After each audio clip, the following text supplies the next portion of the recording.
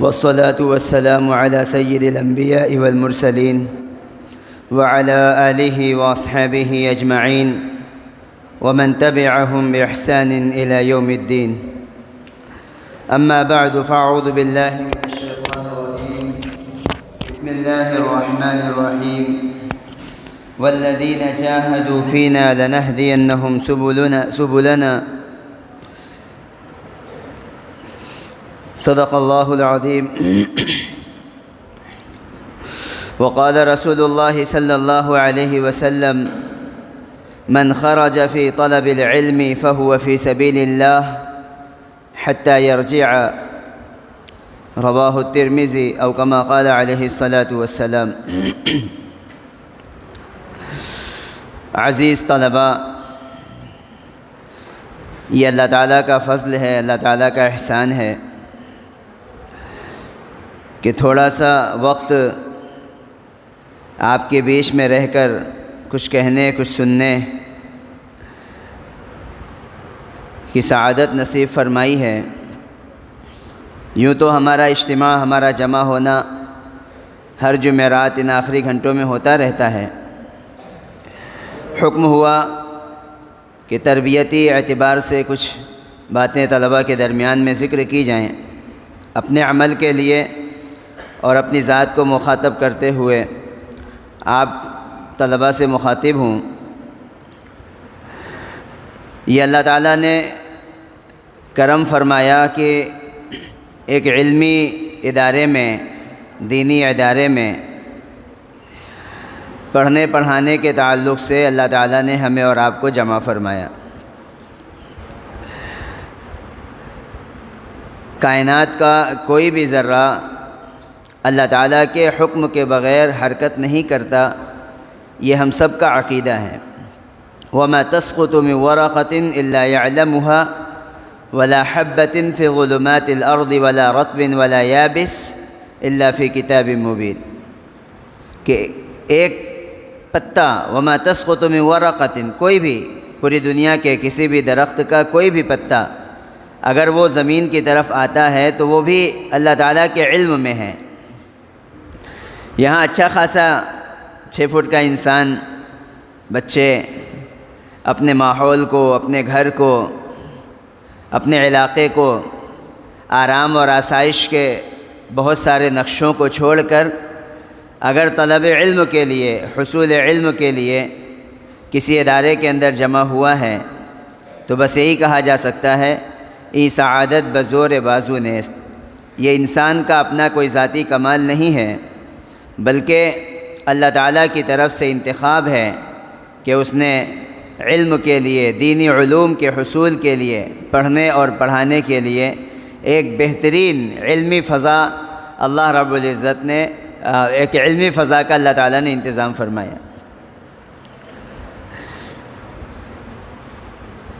چند باتیں ہمارے اور آپ کے لیے انتہائی اہم اور مفید ہوں گی اگر ان باتوں کا تذکرہ عمل کی نیت سے کر لیا جائے. میری چاہت ہے، میری تمنا ہے کہ تمام طلباء انتہائی توجہ کے ساتھ عمل کی نیت سے، اور بہت سارے بچے جو غائب ہیں، بیمار ہیں، وہ جب آ جائیں تو ان تک ان باتوں کو پہنچانے کی نیت سے سنیں. اللہ تعالیٰ مجھے بھی اور آپ کو بھی عمل کی سعادت سے مالا مال فرمائے. سب سے پہلی چیز یہ ہے کہ ایک طالب علم کی کتنی بڑی فضیلت ہے، کتنا بڑا مقام ہے. ترمذی شریف کی جو روایت میں نے پڑھی ہے، جناب محمد الرسول اللہ صلی اللہ علیہ وسلم نے ارشاد فرمایا: من خرج فی طلب العلم. جو بھی من عام ہے، کسی کے بارے میں بھی، چھوٹا بڑا، حفظ کے لیے، مکتب کے لیے، عالمیت کے لیے، دینی علوم کے حصول کے لیے جو بھی نکلا، فہو فی سبیل اللہ، تو وہ اللہ کے راستے میں ہے، اللہ کے راستے میں ہے. حتی یرجع، یہاں تک کہ وہ اپنی تعلیم مکمل کر کے اپنے وطن کو واپس چلا جائے. اگر اس کا استحضار ہو تو ہم اپنا سر سجدے میں رکھ دیں کہ اللہ آپ نے ہمارے ساتھ کتنا بڑا کرم کا اور احسان کا معاملہ کر دیا کہ جیسے ہی ہم حصول علم کے لیے نکلے، اگر ہم اپنی ذاتی ضرورت کے لیے بھی، ضروریات کو پورا کرنے کے لیے بھی جاتے ہیں، کھانا کھانے کے لیے جاتے ہیں، استنجا پیشاب کے لیے جاتے ہیں، راتوں کو پڑھتے ہیں یا رات کو سوتے ہیں، صبح سے لے کر کے شام تک کچھ لکھتے ہیں، یہ ہماری ساری حرکتیں فی سبیل اللہ، اللہ کے راستے میں لکھی جاتی ہیں، حتی یرجع، یہاں تک کہ لوٹ جائے۔ اور اللہ تعالیٰ نے فرشتوں کو حکم دے رکھا ہے، ان الملائکۃ لتضع اجنحتها لطالب رضا بما یصنع، طالب علم کی رضا جوئی کے لیے اور جس کام کو وہ کر رہا ہے اس کی قدر اور قیمت کو بڑھانے کے لیے اللہ تعالیٰ نے فرشتوں کو یہ کہہ رکھا ہے کہ طالب علم کے پیروں کے نیچے اپنے پر کو بچھائیں۔ اس طرح کی چیزوں پر تجربہ نہیں کرنا چاہیے۔ ہمارے استاد محترم، اساتذہ کرام، آپ نے بھی سنا ہوگا، اس طرح کی جو احادیث آتی ہیں اس پر تجربہ نہیں کرنا چاہیے۔ ایک محدث صاحب نے یہ سنا کہ اگر کوئی شخص امام سے پہلے رکوع سے اٹھ جاوے تو اللہ تعالیٰ اس کے چہرے کو گدھے کی شکل میں تبدیل کر دیتے ہیں۔ طالب علمی کا دور ہوگا، انہوں نے سنا ہوگا، سوچا چلو اس کا تجربہ کرتے ہیں۔ تو جب وہ پڑھانے لگے تو ہمیشہ اپنے سامنے ایک پردہ رکھتے تھے، کبھی ان کا چہرہ کسی نے نہیں دیکھا۔ طلبہ کو تجسس ہوتا ہے، حاشیہ بین السطور سب کچھ پڑھتے ہیں، ایک طالب علم حاشیہ بھی پڑھتا ہے، بین السطور بھی پڑھتا ہے، بہت دور تک دیکھتا ہے۔ تو معلوم کرنے کے لیے، جستجو کرنے کے لیے لوگوں نے پوچھا کہ آخر بات کیا ہے، تو انہوں نے اپنا یہ واقعہ سنایا کہ اس حدیث پر تجربہ کرنے کے لیے میں نے اپنے سر کو امام سے پہلے اٹھانا شروع کر دیا تو اللہ تعالیٰ نے میری شکل کو گدھے کی شکل میں تبدیل کر دیا۔ تو ایک طالب علم کو شوق ہوا کہ استاد نے تو بتایا ہے کہ فرشتے اپنے پروں کو پیروں کے نیچے بچھا دیں، اور اس نے زور سے، اچھا، اور طالب علم کو شرارت سوجی نعوذ باللہ، اور اس نے اپنے پیر کو زور سے بس زمین پہ مارا کہ لو اگر تم نے پر بچھائے تو ہم بھی طالب علم میں توڑ دیتے ہیں تمہارا پر۔ آپ نے سنا ہوگا اپنے اساتذہ سے، ہم نے کئی مرتبہ اپنے اساتذہ سے واقعہ سنا کہ اس طالب علم کا پیر ٹوٹ گیا۔ یعنی جو چیز اللہ کے نبی صلی اللہ علیہ وسلم کہہ دیں وہ حق ہے، وہ سچ ہے، اس میں شک اور شبہے کی گنجائش نہیں ہے۔ آپ حصول علم کے لیے آئے ہیں تو اس بات کا یقین کرنا ہوگا کہ اس وقت میں اللہ رب العزت اپنی رضا جوئی کے لیے، اللہ تعالیٰ اپنی طرف سے محبت کا پیغام آپ کی طرف پہنچانے کے لیے فرشتوں کو اس حد تک مامور کیا ہوا ہے کہ وہ اپنے پروں کو اب آپ کے پیروں کے نیچے بچھائے ہوئے ہیں۔ کیا مقام ہے آپ کا، کیا مرتبہ ہے آپ کا اللہ تعالیٰ کی نگاہ میں۔ لکھا ہے کہ حضرت شیخ الحدیث حضرت مولانا زکریا صاحب رحمۃ اللہ علیہ ایک مرتبہ دارالعلوم کراچی گئے، پڑوس ملک میں، تو موقع آیا، مسجد میں اساتذہ اور طلبہ کو جمع کیا گیا اور ہوا کہ کچھ نصیحتیں ہو جائیں، بڑوں کی بڑی باتیں ہیں۔ حضرت مولانا مفتی شفیع صاحب نور اللہ مرقدہ جب تقسیم ہند ہوا اور وہ چلے گئے، ایک زمانے کے بعد دارالعلوم آنا ہوا، مسند درس پر بٹھایا گیا، لوگوں کو یہ تھا کہ شاید بڑی باتیں ہوں گی اور بڑے علمی نکات ذکر کیے جائیں گے، لیکن حکیم اور نباز وہ وقت کی اور ضرورت کی مختصر بات کہہ کر کے اپنی بات کو پوری کر دیتا ہے۔ تو وہ واقعہ بھی ذکر کیا گیا ہے کہ بڑے مختصر سی اور بڑی عجیب باتیں کی حضرت مفتی شفیع صاحب نے۔ تو جب حضرت شیخ الحدیث مولانا زکریا صاحب نور اللہ مرقدہ وہاں پر گئے، مسجد میں سارے طلبہ اور اساتذہ جمع ہو گئے، تو حضرت نے بس ایک بات کہی، اور وہ بات میں اپنے آپ سے بھی کہہ رہا ہوں اور آپ سے بھی میں وہ بات کہنا چاہتا ہوں، اور یہی آج کی پوری تقریر کا حاصل، اس جملے کو آپ اپنے ساتھ لے کر کے جائیے، گرہ باندھ لیجئے اور صبح شام اس کی تسبیح پڑھیے تاکہ احساس رہے۔ حضرت شیخ الحدیث مولانا زکریا صاحب رحمۃ اللہ علیہ نے کہا اپنی قدر کو پہچانو، بس اپنی قدر پہچانیے. بس یہ بات کہی سارے طلباء اور سارے اساتذہ کو جن کو نصیحت حاصل کرنی تھی، انہوں نے نصیحت حاصل کر لی کہ اپنی قدر اور اپنے مقام اور اپنے مرتبے کو پہچانیے کہ اللہ تعالیٰ نے آپ کو کہاں سے اٹھایا، آپ کہاں تھے اور آپ کو کہاں پر لا کر کے پہنچا دیا. بہت سارے طلباء، میں بھی اور آپ کو بھی اس کا تجربہ ہوگا کہ جب مدرسے میں آتے ہیں کہیں پہ لکھا ہوتا ہے دارالطلبہ دارالاقامہ، تو ہم پڑھ نہیں پاتے تھے کہ یہ کیا لکھا ہے دار الطلبہ، یہ کیا ہوتا ہے دار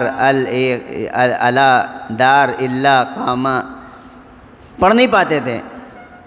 لیکن جب علم کی نسبت حاصل ہوئی، آپ مقام اور مرتبے کو پہچانا، اساتذہ کرام سے علم حاصل کیا، ماشاءاللہ بخاری شریف پڑھنے لگے، ماشاءاللہ پورے قرآن پاک کے حافظ ہو گئے، ماشاءاللہ اردو کی بہت ساری کتابیں پڑھنے لگے. تو جو اللہ تعالیٰ نے مقام اور مرتبہ عطا فرمایا ہے، اس مقام اور مرتبے کو سمجھنا اور اس کو پہچاننا. علامہ اقبال علیہ الرحمہ کا ایک مشہور شعر ہے، اپنے من میں ڈوب کر پاجا سراغ زندگی، تو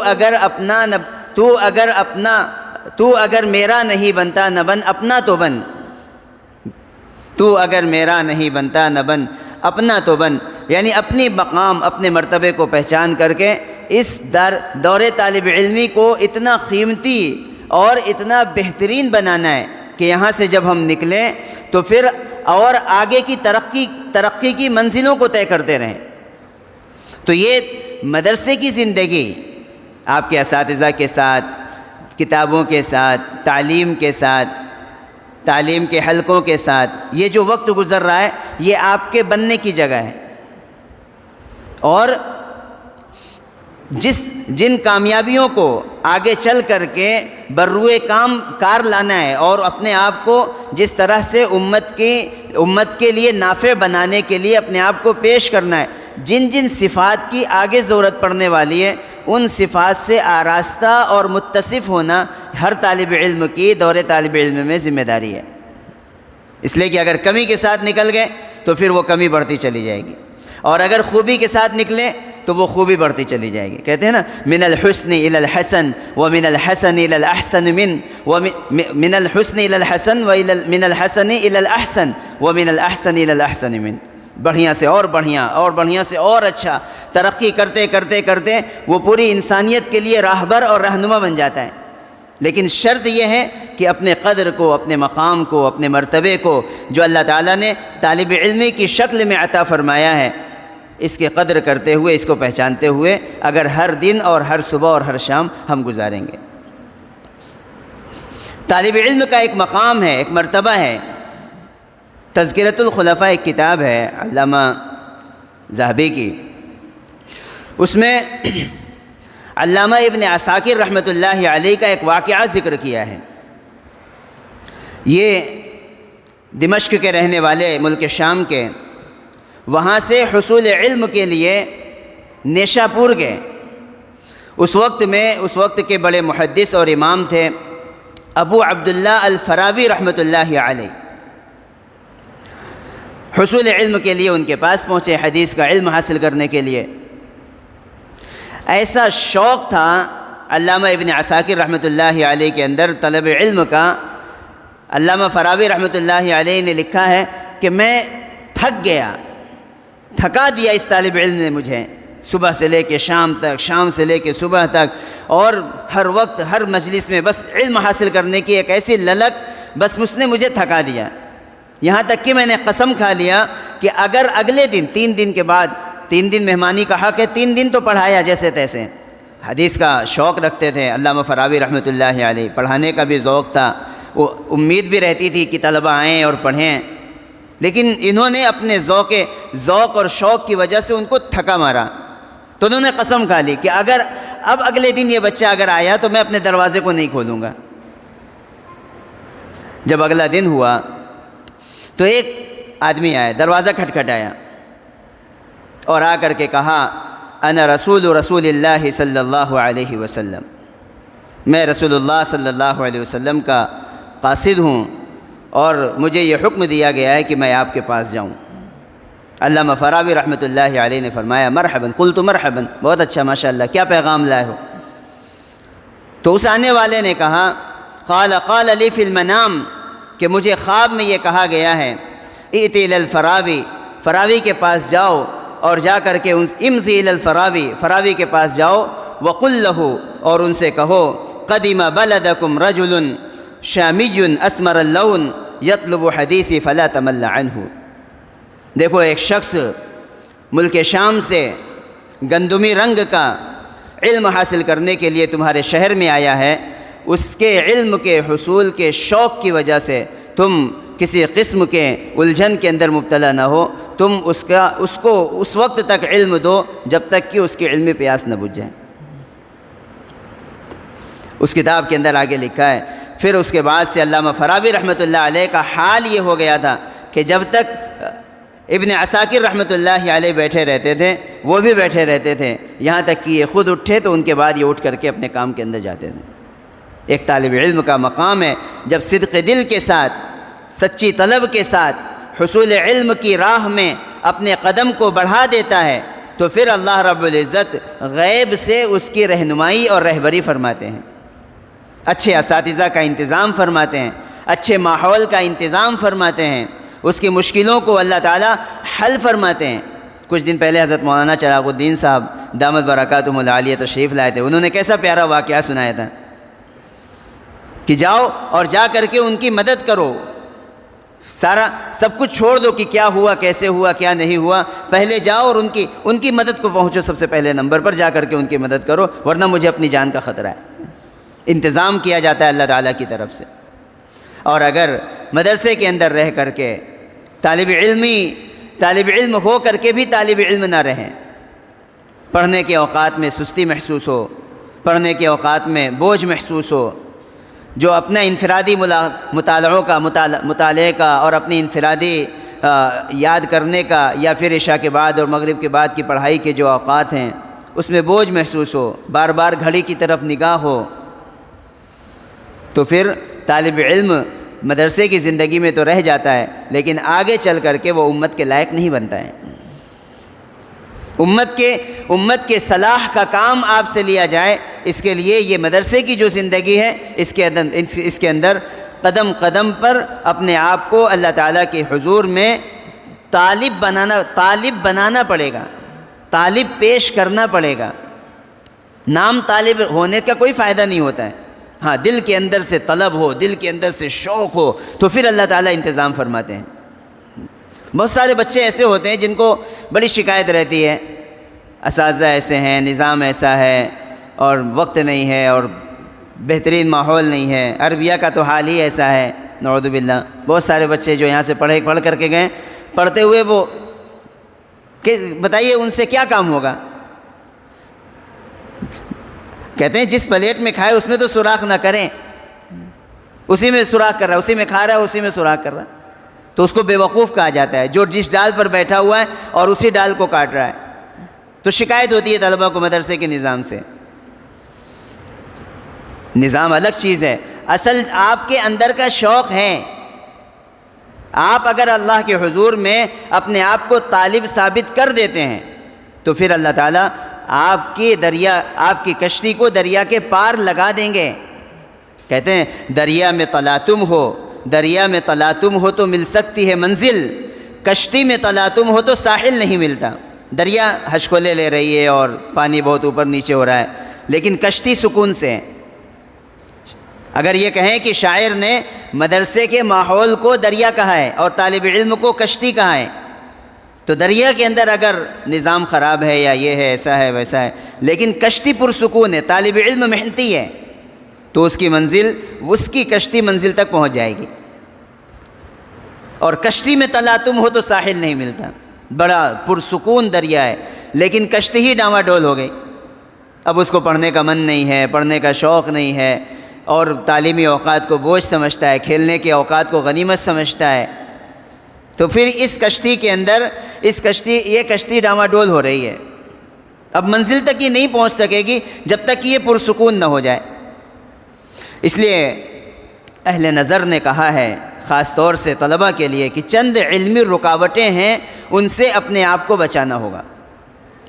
سب سے پہلے نمبر پر معصیت اور گناہ ہے، اس سے کوئی بحث نہیں کہ وہ صغیرہ گناہ ہے یا کبیرہ گناہ ہے، بڑا گناہ ہے یا چھوٹا گناہ ہے۔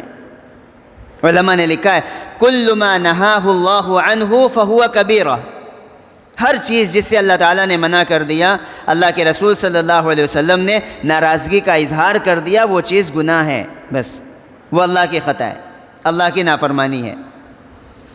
جب نافرمانی جنت جیسی جگہ سے محروم ہونے کا ذریعہ اور سبب بن جاتی ہے، تو پھر جنت کا جو راستہ ہے طالب علم کا، اس سے محرومی کا ذریعہ اور سبب بن سکتا ہے۔ آپ نے اساتذہ کرام سے امام شافعی رحمۃ اللہ علیہ کا وہ مشہور شعر کئی مرتبہ سنا ہوگا کہ انہوں نے اپنے اساتذہ اپنے استاد سے امام وکیع سے سوء حفظ کی شکایت کی، بھول جاتا ہوں، کوئی چیز یاد نہیں رہتی۔ ابھی انجمن ہوئی نا،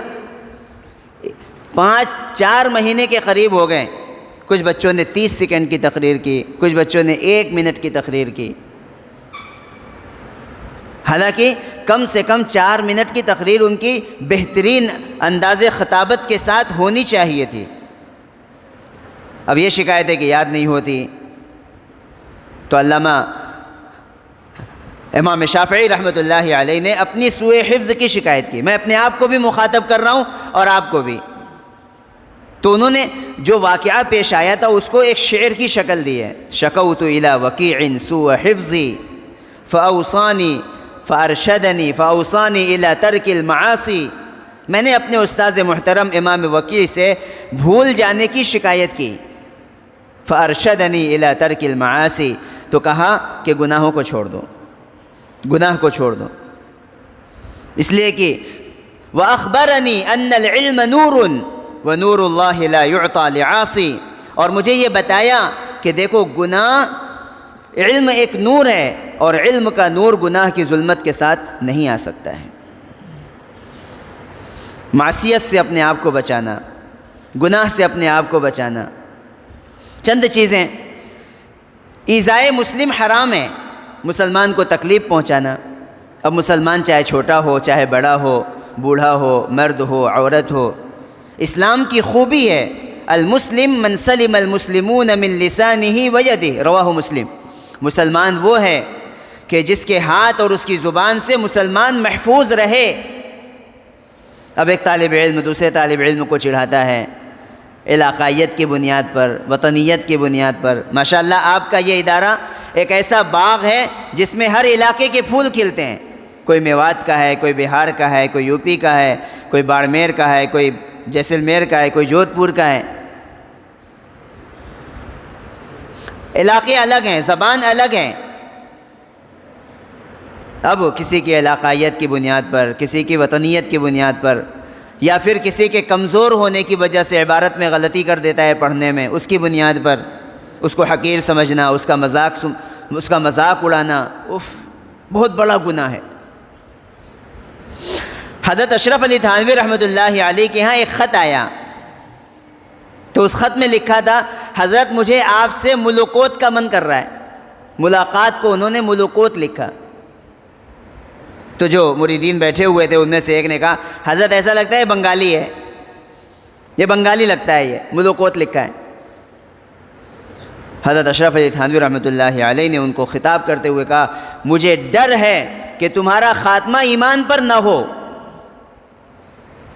کہ ایک شخص کو اس کے علاقائیت کی وجہ سے تم نے حقیر سمجھا، اس کی زبان کی وجہ سے۔ مجھے ڈر ہے کہ تمہارا خاتمہ بالخیر نہ ہو، ایمان پر تمہارا خاتمہ نہ ہو اگر تم توبہ نہ کرو۔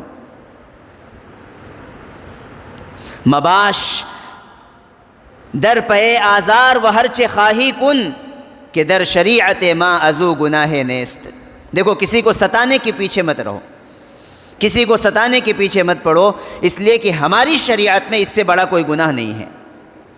بعض بچوں کا چپل لے کے چلے جاتے ہیں، بعض بچوں کی کاپیوں پر یوں ہی لکھ دیتے ہیں۔ مجھے بہت غصہ آتا ہے، جیسے میری عربی دوم میں گردان کی صرف کا گھنٹہ ہے، تو مجھے کاپی بالکل صاف ستھری چاہیے، تو اگلے پیج پہ کچھ لکھا ہوا تھا مجھے بہت غصہ آیا کہ اس پہ کس نے کہا وہ اسکول والے آتے ہیں اور وہ لکھ کر کے چلے گئے. کسی کی کاپی پر اس کی اجازت کے بغیر یوں لکھ کے چلے جانا، اس کو کتنی تکلیف پہنچانا ہے. کسی کا قلم اٹھا کے لے کے چلے گئے، کسی کی چپل اٹھا کے لے کے چلے گئے، کسی کی تکیہ اٹھا کے لے کے چلے گئے. ایک صحابی ان کو نیند آ گئی تو دوسرے صحابی نے ان کا کوڑا اٹھا لیا، رسی اٹھا لی مذاق میں کہ ابھی بیدار ہوں گے تو دے دیں گے. اب وہ بیدار ہوئے تو میرا کوڑا کیا ہوا؟ آپ صلی اللہ علیہ وسلم ناراض ہو گئے، فرمایا لا تروع المسلم، دیکھو کسی مسلمان کو ڈرایا مت کرو چاہے مذاقی میں کیوں نہ ہو. تو یہ ایک ایسا گناہ ہے جس کی وجہ سے طالب علم بعض مرتبہ علمی ماحول سے ہی محروم کر دیا جاتا ہے، اس کو مدرسہ چھوڑ کے جانا پڑتا ہے، اسباب بن جاتے ہیں. تو ایک یہ ہے. اسی طریقے سے بچے جب بڑے ہوتے ہیں تو بچہ چھوٹا ہوتا ہے بغیر دانت کا ہوتا ہے. جب سال بھر کا ہوا تو اس کو دانت نکلا تو کوئی دانت توڑتا نہیں ہے کہ دانت ہی تو ہے، ابھی تو 2 سال تک ماں کا دودھ پینے کی اجازت ہے، 2 سال کے بعد اس کو رکھیں گے. پھر جب بچہ 15 سال کا ہوا تو اس کو چہرے پہ داڑھی آتی ہے. یہ قدرت کا نظام ہے. یہ مرد ہے تو داڑھی ہوگی، عورت ہے تو داڑھی نہیں ہوگی. اب کوئی طالب علم یہ کہے کہ ابھی تو طالب علم ہوں، ابھی تو چھوٹا سا بچہ ہوں. اساتذہ کرام یہ بات کہتے ہیں کہ ہمارے طلبہ میں ایک کمی یہ ہے کہ دور حدیث تک اپنے آپ کو بچہ سمجھتے ہیں. اب تو اس سے بھی آگے کی بات ہو گئی کہ ابھی ہم سب اپنے آپ کو بچے ہی سمجھ رہے ہیں. تو پھر یہ ہے کہ ابھی چلتا ہے، ابھی بعد میں رکھ لیں گے. تو یاد رکھیے کہ داڑھی پر ہاتھ لگا دینا، استرا پھروا دینا یا کینچی لگا دینا یہ سخت گناہ ہے. یہ اس گناہ کی نحوست سے وہ علمی ماحول سے محروم ہو سکتا ہے. ہندوستان کے ایک بڑے شاعر تھے مرزا قتیل، جن کو بے دل بھی کہا جاتا ہے، ان کا تخلص تھا. تو انہوں نے فارسی میں ایک چند اشعار لکھے. تو جن علاقوں میں فارسی بولی جاتی ہے وہاں تک ان کے اشعار پہنچے. تو ایک صاحب ان اشعار کی وجہ سے مرزا قتیل سے ملاقات کے لیے آئے. تو جب ان کے یہاں پہنچے تو دیکھا کہ مرزا صاحب داڑھی چلا رہے ہیں. اتنی بہترین آپ نے اشعار لکھے حضور کی مدح میں اور اتنے پیارے الفاظ لکھے ہیں آپ نے، اور آپ داڑھی چلا رہے ہیں. آغا ریشمی تراشی، جناب آپ داڑھی چلا رہے ہیں. تو شاعر ہیں، شاعرانہ مزاج ہے. انہوں نے کہا ریشمی تراشم ولیکن دلے کس نمی تراشم. ہاں میں داڑھی چلا رہا ہوں لیکن میں کسی کو دل کو تکلیف نہیں پہنچاتا. اس پر انہوں نے جو جواب دیا وہ سونے کے پانی سے لکھنے کے قائل ہے کہ لائق ہے. انہوں نے کہا ولیکن دل رسول اللہ صلی اللہ علیہ وسلم می تراشی. آپ داڑھی چھلا کر کے سنت کو پامال کر کے رسول اللہ صلی اللہ علیہ وسلم کے دل کو تکلیف پہنچا رہے ہیں. تو اس واقعے کے اندر 2 عبرت ہیں، ایک تو داڑھی کٹانا اور دوسرے یہ عبرت جو اگلی بات تھی. مرزا صاحب نے کہا جزاک اللہ چشمم باز کر دی، مرابا جان جاں ہمراز کر دی. اللہ آپ کو جزائے خیر دے، آپ نے تو میری آنکھیں کھول دی. اس ایک جملے نے مرزا صاحب کی زندگی تبدیل کر دی. ایک جملہ جو پسند آیا ہو آپ کو آج کی تقریر میں، اسے آپ گرہ باندھیں، اور اس ایک جملے کی وجہ سے اگر اپنی زندگی کے اندر تبدیلی پیدا ہو جاتی ہے تو آج کی تقریر کا حاصل اور مقصد سمجھ لیجئے مقصد حاصل ہو گیا. تو ایک چیز تو یہ ہے کہ گناہوں سے اپنے آپ کو بچانا، معصیت سے اپنے آپ کو بچانا. دوسری چیز ہے اپنے آپ کو لایعنی سے بچانا، بیکار کاموں سے جس کا تعلق نہ تو دنیا سے ہے نہ آخرت سے. اس کو کہا جاتا ہے لا یعنی، کوئی فائدہ نہیں. ایسی چیزوں میں مشغول ہونا جس کا کوئی مقصد نہیں. چلو آپ عصر کے بعد کھیلتے ہیں تو اس سے جسمانی تعلق ہے، جسم مضبوط ہوتا ہے، پھرتی ہوتی ہے. صبح کے وقت میں آپ کو ورزش کرائی جاتی ہے. آپ لوگ اپنے اساتذہ کرام کو دعاؤں میں یاد رکھا کرو. ہر نماز میں، رات کے وقت میں، تہجد میں آپ کے لیے کیسا پیارا ماحول بنایا، کیسا بہترین پڑھنے کا اور ورزش کا، کھیل کود کا، ہر طرح سے آراستہ کیا ہے. بس اگر اس کے اندر کمی ہے تو روح پھونکنے کی کمی ہے جو آپ کی محنت سے ہوگی.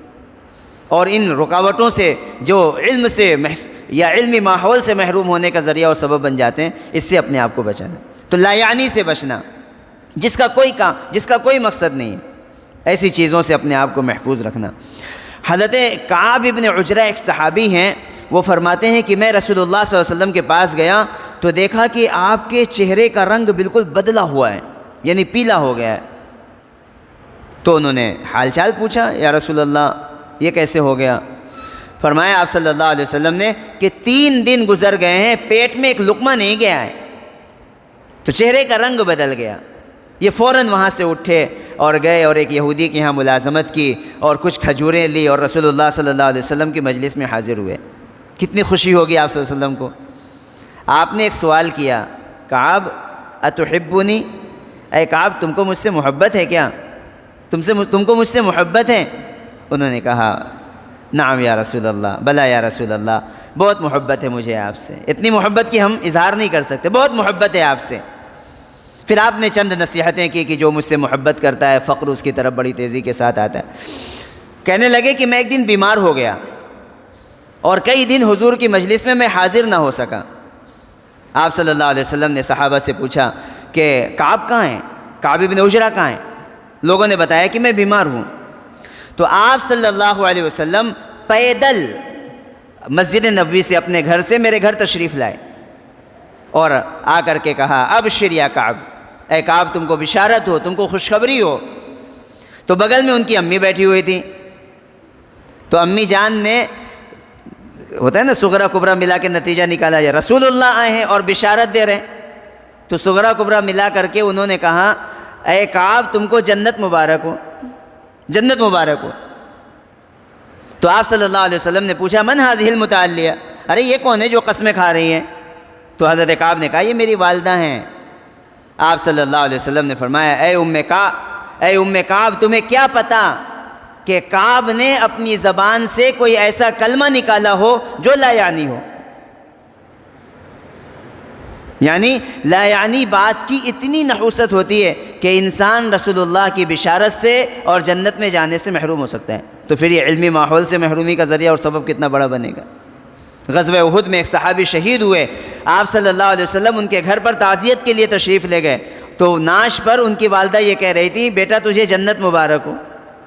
اس موقع پہ بھی آپ صلی اللہ علیہ وسلم نے کہا تھا ہو سکتا ہے اس نے اللہ کے راستے میں نکل کر کوئی لا یعنی بات کی ہو، یعنی احد کی شہادت کے درجے سے بھی لا یعنی بات محروم کر سکتی ہے۔ تو اگر ایک طالب علم لا یعنی باتوں میں، گالی گلوچ میں، بے فائدہ چیزوں میں سبق چل رہا ہے اور اسکور کی طرف توجہ ہے کہ ابھی ایشیا کپ چل رہا ہے، کتنا اسکور ہوا ہوگا اور کون جیتا اور کون ہارا، یا ابھی چھٹی ہونے والی ہے سب کے پاس موبائل ہے ابھی مجھے یہ چیز دیکھنا ہے یہ چیز سننا ہے، تو یہ چیزیں ایسی ہیں جو لا یعنی ہیں، اور یہ لا یعنی علمی ماحول سے محرومی کا ذریعہ اور سبب بن جائے گی۔ تو اس سے اپنے آپ کو بچانا ہے۔ ایک چیز ہے سستی سے اپنے آپ کو بچانا۔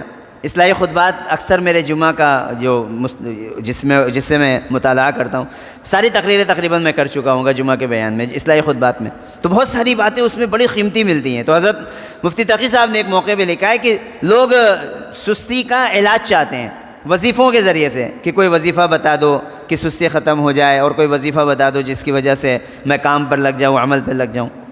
تو حضرت نے فرمایا کہ سستی کا علاج بس چستی ہے، سستی کا علاج چستی کے علاوہ کچھ نہیں ہے۔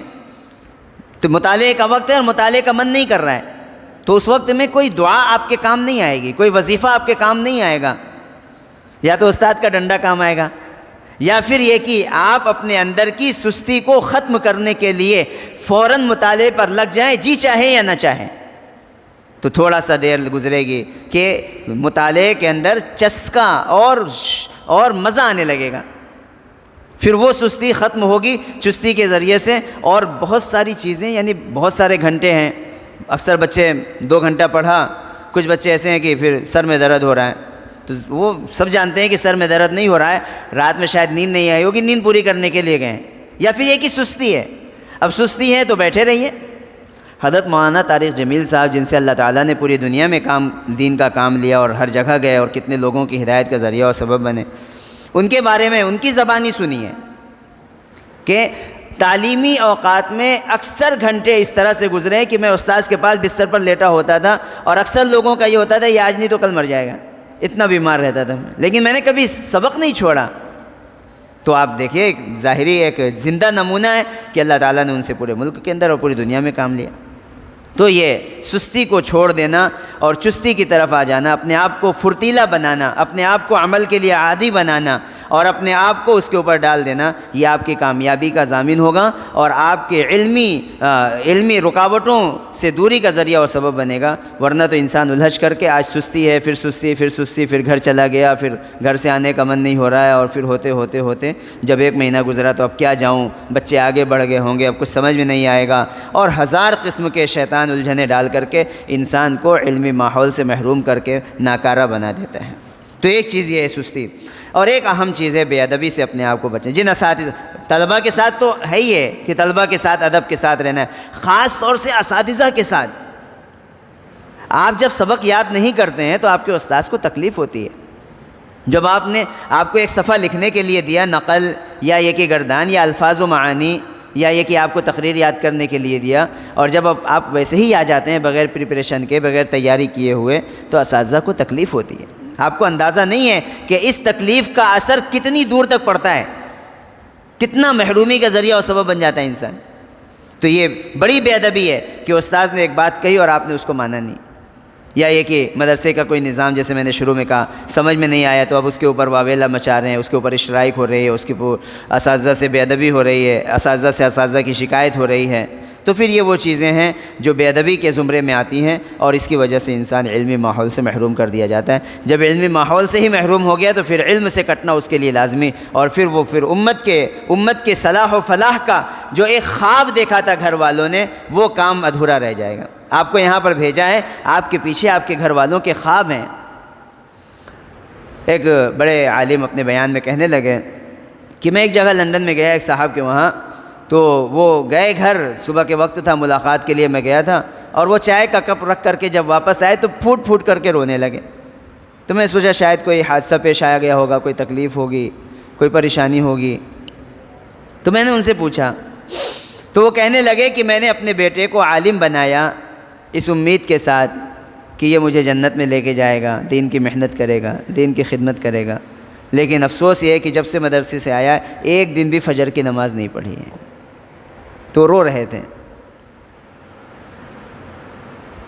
تو آپ کے پیچھے آپ کے گھر والوں کے خواب ہیں، آپ کے گھر والوں نے پتہ نہیں کیا کیا سوچا ہے، ورنہ آپ کی عمر کے کتنے بچے گھر والوں کے لیے سہارا بنے ہوئے ہیں، پیسے کما کر کے لاتے ہیں اور لا کر کے اپنے ماں باپ کا خرچہ اٹھاتے ہیں، یا پھر یہ کہ ان کا ہاتھ بٹاتے ہیں، اور انہوں نے آپ کو یہاں چھوڑا ہے۔ بہت سارے بچے ایسے ہیں جو اکیلے ہیں اپنے گھر میں، یا تو صرف بہنیں ہیں یا کوئی نہیں ہے گھر میں، لیکن ان کے والدین نے ان کو مدرسے کے ماحول میں بھیجا ہے تاکہ وہ لوگ علم حاصل کریں گے اور آگے چل کر کے امت کی ہدایت کا ذریعہ اور سبب بنیں گے۔ ان بے ادبیوں کی وجہ سے، لا یعنی میں مشغول ہونے کی وجہ سے، معصیت کی کثرت کی وجہ سے، پھر انسان آگے چل کر کے امت کی ہدایت اور رہبری کے لائق نہیں رہتا۔ میں امید کرتا ہوں کہ یہ باتیں میری زندگی کے اندر بھی آئیں اور آپ حضرات کی بھی زندگی کے اندر آئیں۔ اللہ تعالی ہم سب کو کہنے سننے سے زیادہ عمل کی توفیق نصیب فرمائے۔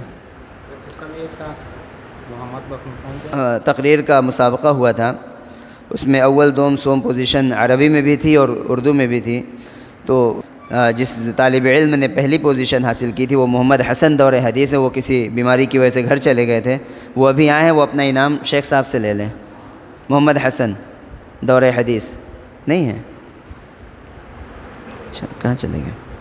اور اب مسابقہ ہے یعنی 22 تاریخ کو، اب اس کے اندر صرف 12 دن رہ گئے ہیں۔ سیرت کے عنوان پر آپ کو گنگنانا ہے، سیرت کے عنوان پر آپ کو چہچہانا ہے، چہکنا اور مہکنا ہے۔ چند الفاظ اگر آپ کی زبان سے حضور کی شان میں نکل جاتے ہیں تو بہت بڑی سعادت کی چیز ہے۔ پھر آپ کو عناوین دیے گئے ہیں، آپ کو مواد مہیا کرایا گیا ہے۔ اب آپ کی ذمہ داری ہے کہ تعلیمی ساری مشغلوں کے ساتھ ساتھ آپ اس کو محفوظ رکھیں، اس کو یاد کریں، تاکہ آپ کی جو تاریخ متعینہ ہے اس متعینہ تاریخ پر آپ کا مسابقہ ہو اور آپ کو انعاموں سے نوازا جائے، پھر اس کے بعد آپ کے اگلے رخ کی طرف یا اگلے عنوان کی طرف بڑھا جائے۔ جتنے بھی طالب علم طلبہ ہیں وہ سب ایک ساتھ